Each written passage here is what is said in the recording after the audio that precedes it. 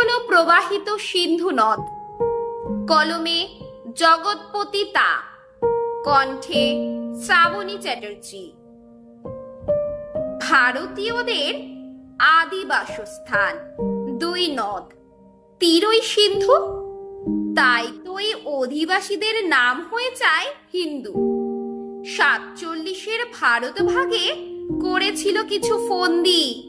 সিন্ধুর উৎপত্তি ভারতেই মেলেনি অভিসন্ধি। সিন্ধু নদ ঐতিহাসিকগতভাবে লাদাখের মেরুদণ্ড। পুরো লাদাখ ভারতের আদি ও অবিচ্ছেদ্য অঙ্গ। অতীত বর্তমানে যত প্রধান ছোট বড় শহর, সে লেহ, বাস্কো, টিংমস্কাং সিন্ধু নদ বরাবর।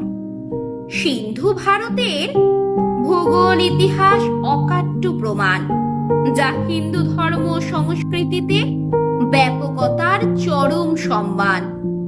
একটি বিশাল জলাধার গঠন করেছে কারাকোরাম রেঞ্জ। কেউ বললেই তো হবে না ভারতীয় উপমহাদেশের চেঞ্জ। কখনো কখনো এটিকে বলা হয় তৃতীয় মেরু।